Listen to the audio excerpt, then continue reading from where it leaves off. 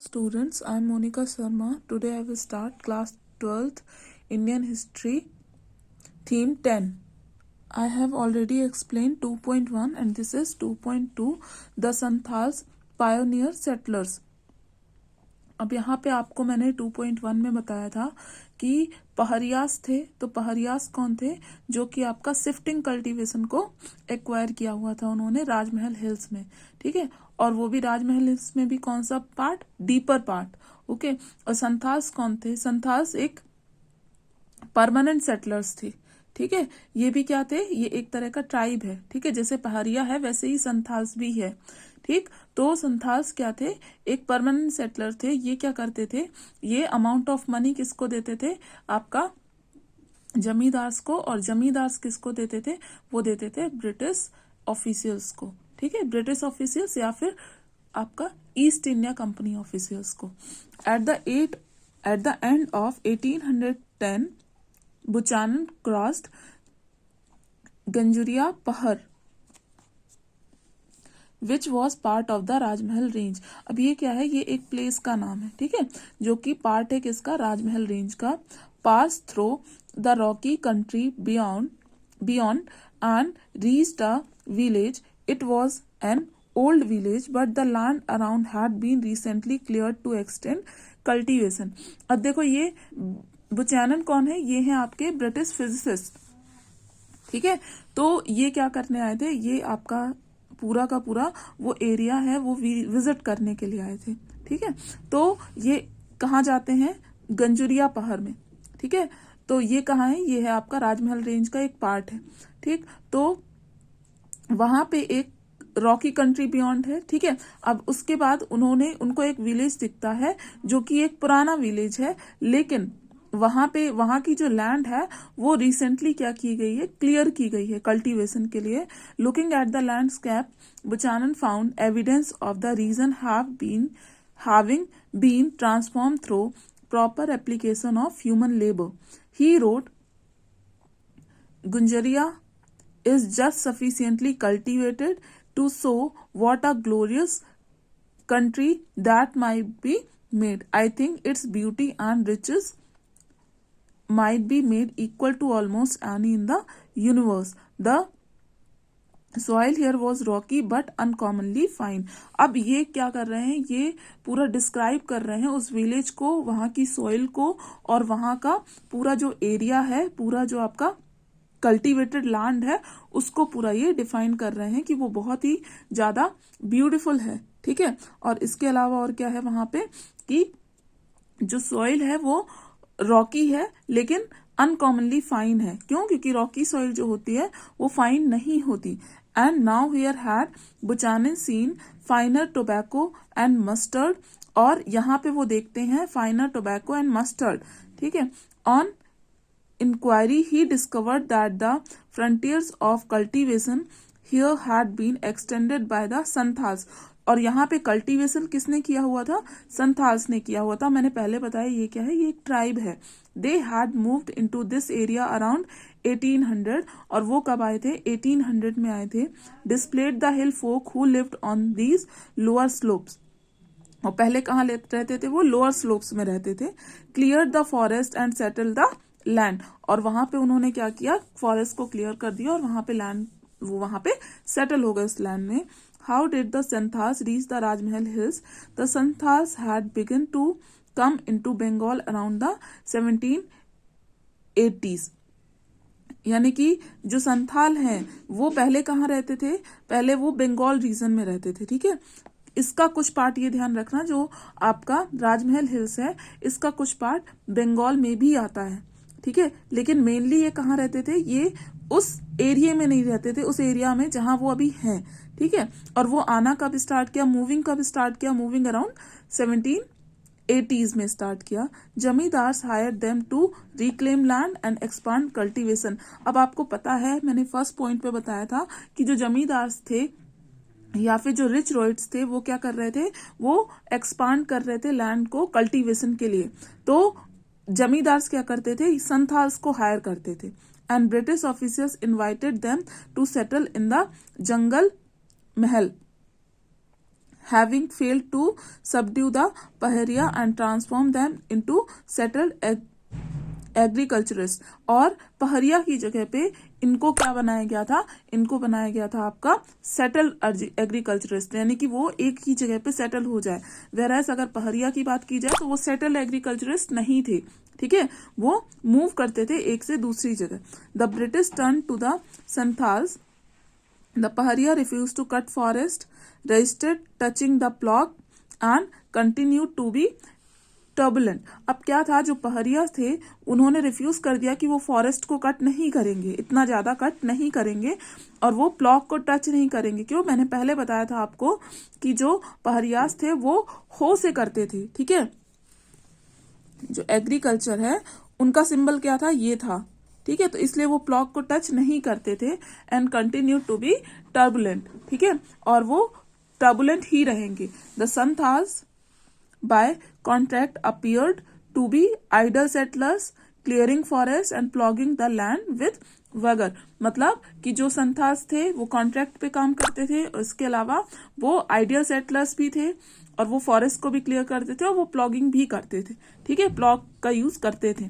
The Santhals were given land and persuaded to settle in the foothills of Rajmahal. अब वो foothills of राजमहल में क्या होगा, सेटल होने लगे। By 1832 a large area of land was demarcated as Damin a Kho, ठीक है, ये दमिन ओ खो क्या है, this was declared to be the land of the Santhals. और ये जो इस एरिया की जो लैंड होती थी वो संथाल्स की होती थी। They were to live within it, वो वहां रहते थे, practise plough agriculture and become settle peasant, और वहां के वो पीजेंट बन गए थे, ठीक है। The land grant to the Santhals stipulated that at least 1/10 of the area was to be cleared and cultivated within the first 10 years। यानी कि ये क्या करते थे, 1/10 of the area, ठीक है, वहां का क्लियर किया और वहां पे फर्स्ट 10 years के लिए उन्होंने कल्टीवेशन किया। The territory was served and mapped, और ये जो टेरिटरी थी संथाल्स की, ये सर्वेड थी और मैप्ड भी थी। एनक्लोज्ड विथ बाउंड्री पिलर्स, और ये इनकी जो बाउंड्री थी वो एनक्लोज थी। It was separated from both the world of the settled agriculturist of the plains and the Pahariya of the hills. और ये वो एरिया था जो पहरिया का जो एरिया है उसके बीच में, और जो सेटल्ड एग्रीकल्चरिस्ट है प्लेन में जो है नीचे हैं जो राजमहल हिल्स के, उनके बीच का एरिया था ये, ठीक है, जहां संथाल्स रहते थे। और ये दमिन एक हो, ये क्या है, ये वही एरिया है जहां पे ये लोग रहते थे जो इनका था, ठीक है, संथाल्स का था। आफ्टर द डिमार्केशन ऑफ दमिन एक हो, संथाल सेटलमेंट एक्सपांडेड रैपिडली, और ये क्या करने लगे, अपना ये जो है एरिया जो है वो बढ़ाने लगे। From 40 Santhal village in the area in 1838 as many as 1473 villages. अब ये क्या बता रहा है, कैसे कैसे इंक्रीमेंट हुआ, ठीक है, ईयर वाइज, जैसे कितने विलेज हो गए, 1473 विलेजेस 1851 में, ठीक है। Over the same period the Santhal population increase from a mere 3000 to over 82,000 हो गई, ठीक है, उनकी पॉपुलेशन। एज कल्टीवेशन एक्सपांडेड, और इस वजह से कल्टीवेशन एक्सपांड होने लगा। And increase volume of revenue followed into the company coffer, और इस तरह से जो रेवेन्यू है कंपनी को वो ज्यादा जाने लगा। अब आपका Santhals myths and song of the 19th century refer very frequently to a long history of travel. They represent the Santhal past as one of the continuous mobility, a tireless search for a place to settle. Here in the Daminiko, their journey seemed to have come to an end. अब क्या होता है, when the Santhals settle on the peripheries of the Rajmahal hills, the Pahariya register but ultimately force to withdraw deeper into the hills. अब क्या होता है कि जो संथाल्स है, संथाल्स सेटल होना चाहते हैं पेरीफेरीज ऑफ राजमहल हिल्स में, ठीक है, जो पहरिया जो हैं वो रजिस्टर करते हैं, ठीक है, लेकिन वो और ज्यादा डीपर चले जाते हैं, ठीक है, राजमहल हिल्स के और ज्यादा डीपर में चले जाते हैं। Restricted from moving down to the lower hills and valley, they were confined to the dry interior and to the more barren and rocky upper hills. This severely affected their lives, improvising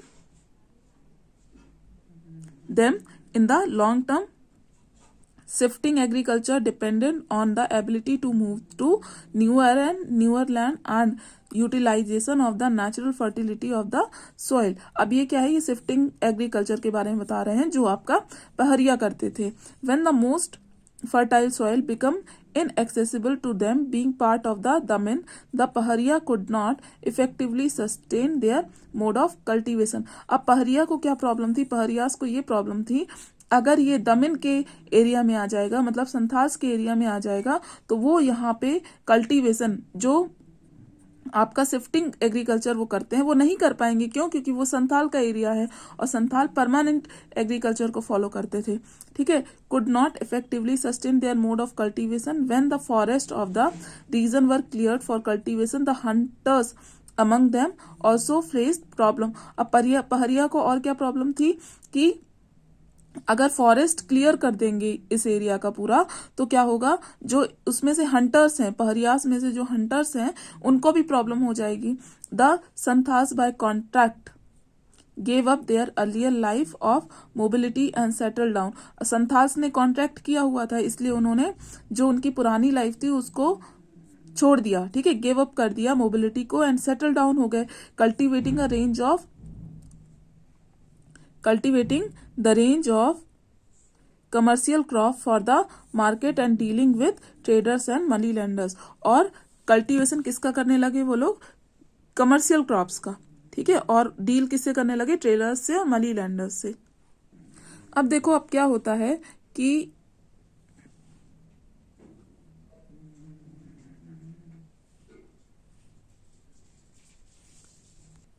देखो अब क्या होता है, अभी तक तो सब कुछ ठीक चल रहा था। ठीक है, लेकिन अब क्या कर देते हैं, जो जमींदार हैं और जो कंपनी है वो टैक्सेशन ज्यादा कर देती है।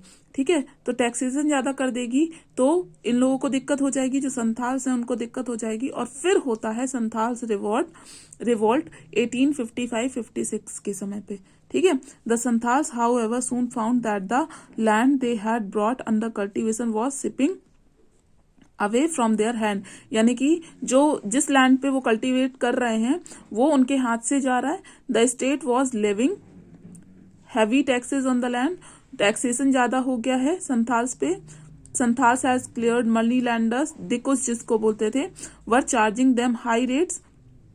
मनी लैंडर्स जो हैं वो बहुत ज्यादा चार्ज कर रहे हैं इंटरेस्ट एंड, और जो है लैंड्स जो है वो जो डेप्थ है उनके वो अनपेड रह जा रहे हैं।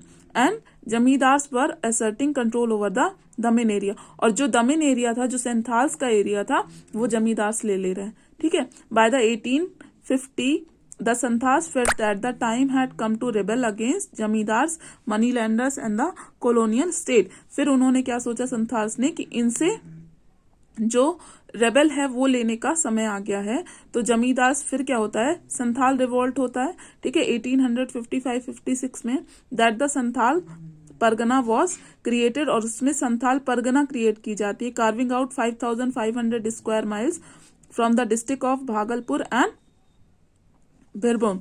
The colonial state hoped that by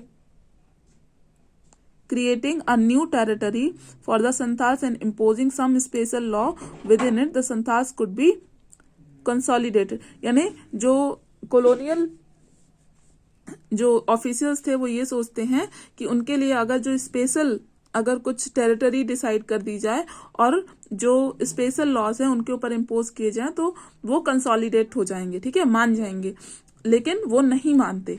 ठीक, अब देखो अब ये कौन है, ये है आपका सिद्धू मांझी। ठीक है, ये कौन थे, ये थे आपके leader of the Santhal rebellion.